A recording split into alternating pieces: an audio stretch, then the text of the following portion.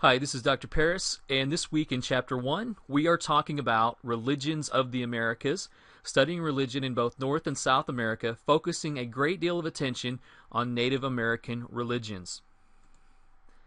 And one of the first terms we want to pay attention to is a shaman. Matthews describes a shaman as a person who knows how to control souls. We see in the picture that this shaman appears to be in a different state than most people, and we would refer to a shaman as a liminal figure because a shaman is someone who can traverse the realms of the natural world and the spiritual world. A shaman walks between realms and is not just in the profane, everyday world. He deals with the sacred, or she deals with the sacred. We may think of a shaman as a medicine man or woman, whether in Native American cultures or in other cultures. Liminal figures deal with thresholds in life, such as birth, death, or in rites of passage, such as when a teenager is becoming an adult, or when two people are marrying. Liminal figures can walk in both the natural world and in the spiritual world. Another key term discussed in Matthews is the trickster, which is a male character found in stories of native North America as well as most other cultures. Although the trickster was not the creator, and this is an important point, he audaciously performed deeds that altered creation, and he represents the canniness admired by non-literate peoples. Tricksters can often be deceitful, and for many of us in the modern day world, thinking about people trying to lie or deceive us seems like a bad thing. But in the ancient world, this was how people survived. So they didn't think of lying or being deceitful as immoral because they had to get by using their wits. And we have lots of tricksters in Native American lore.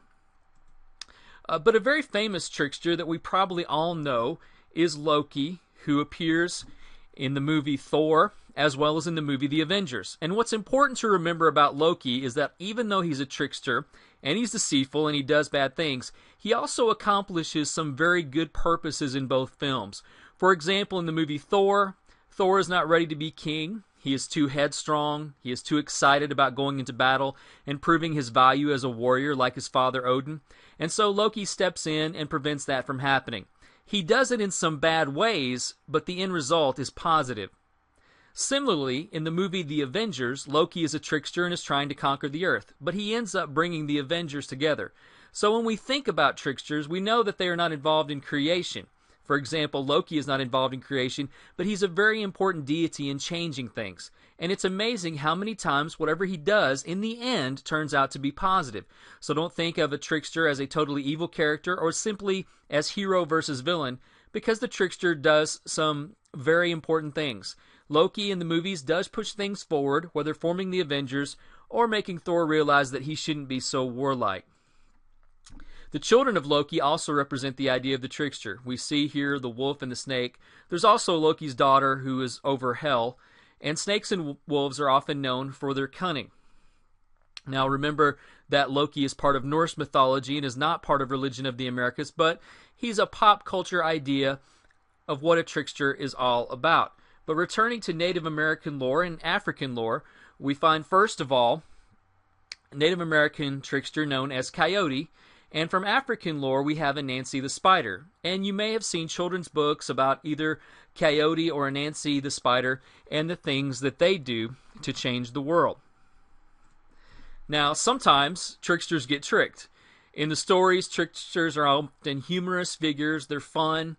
It's fun to watch the trickster trick people. But after you've read a few stories about Coyote tricking others, it's even more fun to see him get tricked.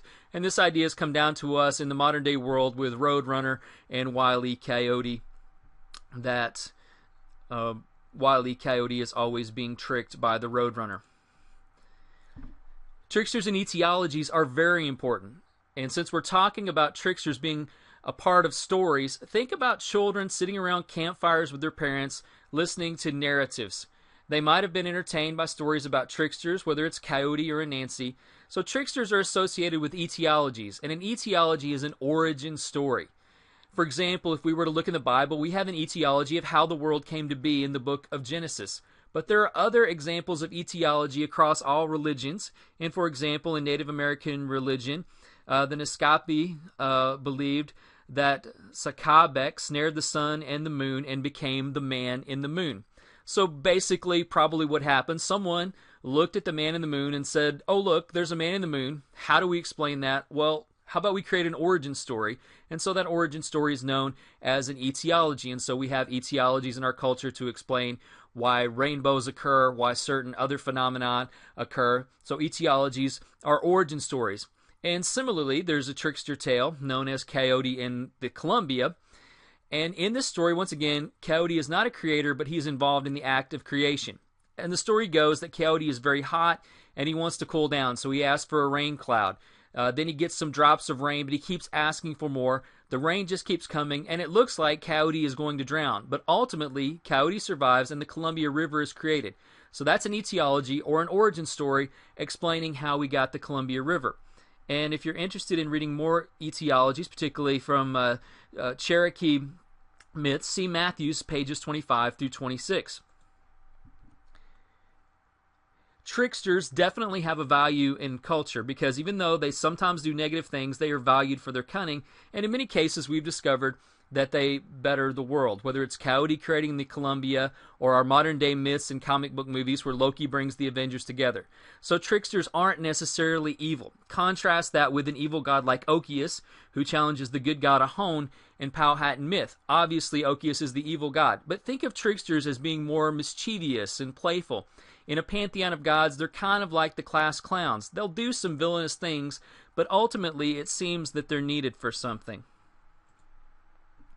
When we talk about etiologies, we're talking about myths. So what is a myth? Is it something false? When I say that I read something on the internet, someone may tell me that it's just a myth. It isn't true. Well, when we're talking in religious studies, when I say myth, I mean a story of gods acting in a different time.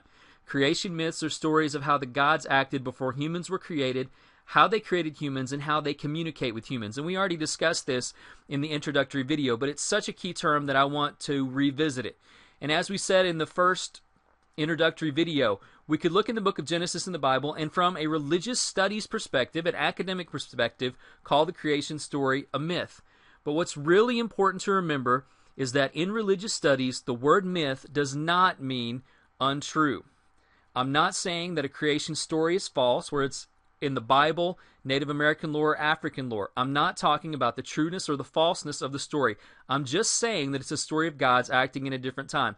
This is very important in our religious studies context, in our academic context, to understand how we use particular words and phrases and to not get offended because of misunderstanding. It's a very important term, and probably above all the other terms, make sure that you know the term myth. Myths, etiologies, and stories of tricksters are important because religion and education go hand in hand. People use these stories to pass their values down to their children. We have this example with the Hopi and Kachina dolls. Parents use the Kachina dolls to connect with their children and to help them navigate life and learn about the world.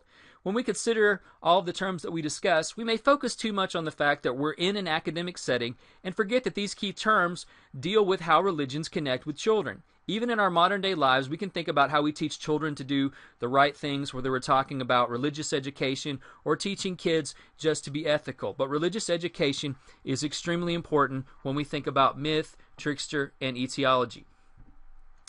Moving on, let's talk about the question of how many gods. So we have this idea of monotheism, which is a belief that there is only one deity.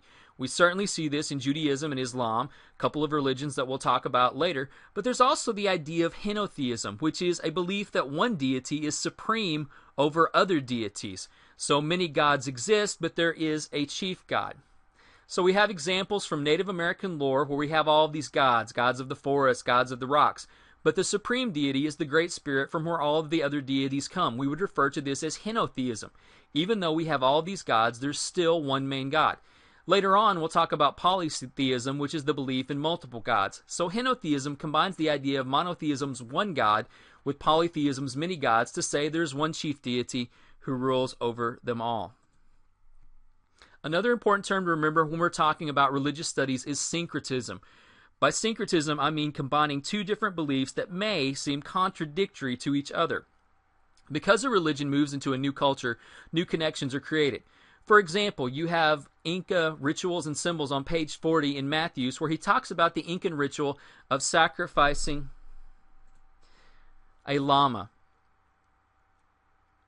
And this sacrificing of the llama has been connected to Catholicism now. Catholicism has come to Peru, and it's connected the story to the biblical narrative of Genesis 22, where Abraham is about to sacrifice his son Isaac. Just in the nick of time, God provides a lamb for Abraham to sacrifice. Abraham sacrifices the lamb instead of his son, and so the two stories at first would seem to be completely unrelated, sacrificing a llama, a man about to sacrifice his son, but these two different belief systems have been combined, and you can read more about that on page 40, Inca Rituals and Symbols. We've covered a few terms that are key and are very important so that you can focus on them. The reason that I'm doing these videos and these PowerPoints is to let you know what's really important in the chapter. Sometimes Matthews can be overwhelming. He has tons of facts. They're very interesting facts. Hopefully you're learning a lot of things, but sometimes when you think about an exam, a quiz, or writing, you may wonder what you need to know. I want to make these videos to show you what you need to focus on. You need to know why terms such as myth, etiology, kachina dolls play into religious education. And also, I'm introducing some new terms that aren't in Matthews.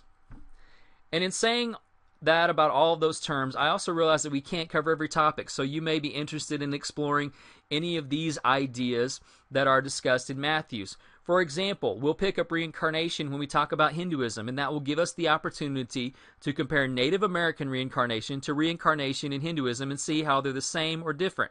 I can tell you that even though the concept of reincarnation, which is being reborn, that basic idea is the same, there's still differences across cultures. So we've talked about some of the important terms in Matthews. If you have any questions, please contact me, and good luck.